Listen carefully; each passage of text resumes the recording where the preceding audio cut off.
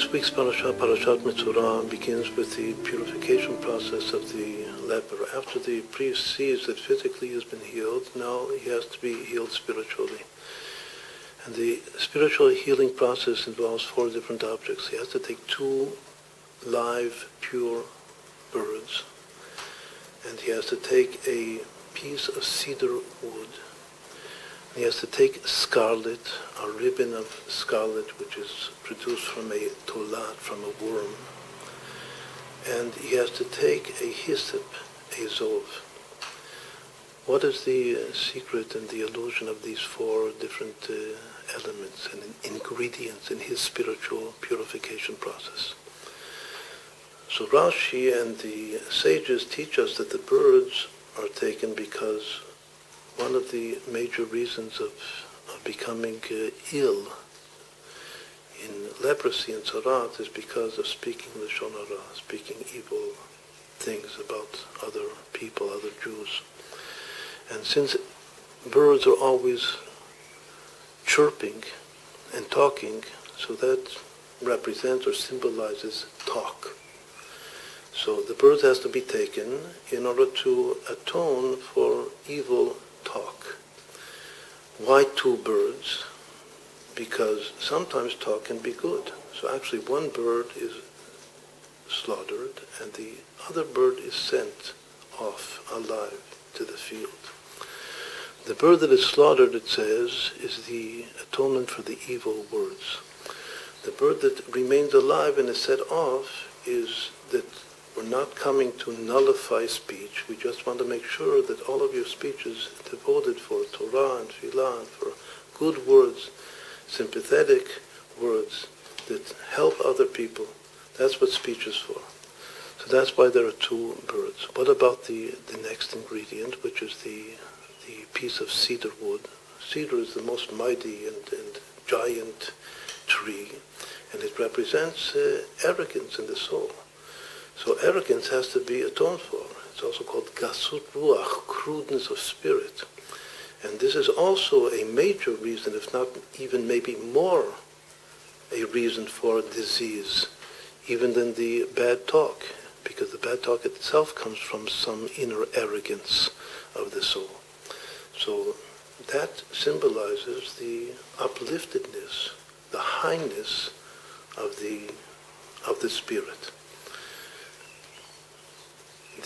Some of the commentaries ask the question, why do we take something, both the 1 bird that represents the bad talk and also the cedar wood which represents the bad feeling of arrogance? Why do we take the bad things as ingredients for the purification process? That we'll relate to in a moment. The last 2 things of the 4 are explicitly remedies.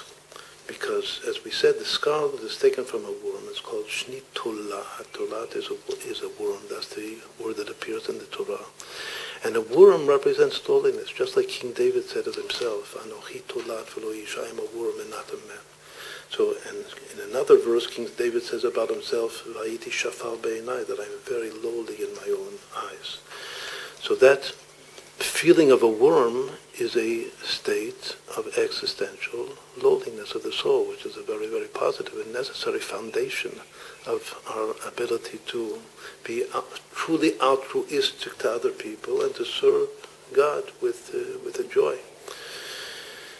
The last thing is the hyssop. The hyssop is the exact opposite of the cedar tree. The cedar tree is the highest tree. The hyssop is a very small plant. So we're taught that if a person was high and uplifted and arrogant like a cedar tree, he has to lower himself like a worm and a hyssop, an azov. Why have the cedar tree as part of the remedy? So one of the commentaries says that in order to be lowly in my own eyes, like King David, I have to remember and always have in some part of my consciousness the awareness that in essence I have ego, and I have a super ego, and I have an exaggerated ego. And it came to the fore in my previous lifestyle. But now I'm making every possible effort to lower it, to lower myself. And because I had this over-exaggerated ego expression, that actually was the cause of my disease. But now I have to make myself like a worm in a hyssop in order to overcome that. But I have to retain that in my consciousness. That's one interpretation why the cedar wood is part of the ingredients of the purification. Another commentary says that after I succeed in lowering my ego, sometimes I can go back and use the ego itself for the sake of good. That in Jasidut is called ITZJAK, to turn over, to transform totally the ego into a source of good, because sometimes there is what's called anava psula, which is impure and negative lowliness or apparent humility, but it's not good at all. If a person says that I'm not good enough to go out and make to create a campaign to help another person, to help a community, it's too big for me. That's called anava psula. It's called bad humility. A person sometimes, if a person has a positive ego, he has to be able to say to himself that I'm going to take the initiative and make a tremendous effort, and Hashem, of course, will help me if I take the initiative. But I have to take the initiative. And that's using his ego, that I can do it. Using his ego positively. So that's another very important interpretation, that the etz eres, the cedar tree, has to remain even afterwards. It's not just there to remind you of where you were in the past, but it's also someplace, it's alluding to something in front of you, in your fore, where you have to go. You have to reach to really be great in kedusha, in holiness, and be able to do great things. So actually there are three stages here which correspond to the paradigm of the Baal Shem Tov, which is called submission, separation, and sweetening. The submission is simply recognizing that I have to lower myself. I have to lower my ego. The separation is alluded to in that interpretation, that even though I lower my ego, I have to keep my ego in mind, because my ego is actually responsible for my being able to come to shiflut, to true lowliness. Sometimes it says that the bad helps and supports the good. The expression in the words of the Baal Shem Tov is hara kisei latov, that evil is the throne of good.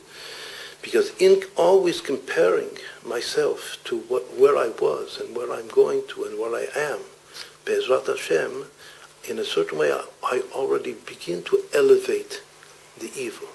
So there's something about the presence of the eight eras of the cedar tree, which represents arrogance and gasut ruach, in the remedy, that it was responsible for my ability to come now to shiflut, meaning that I had to be sick in order to be well. So there's something about the sickness that made me well, made me better than I was before. But then the ultimate sweetening, which is called the ultimate ITZJAK, turning over and turning it into good, is that that what was previously evil, which is the arrogance, it now becomes totally 100% a motive, a force of working and enacting good in the world, which once more means being able to take great initiative to do great things. And the greatest initiative is that we can bring redemption to the world, and we can bring Mashiach to the world, and we can bring healing to the world. And this is the healing process which is described at the beginning of Parashat Metzorá.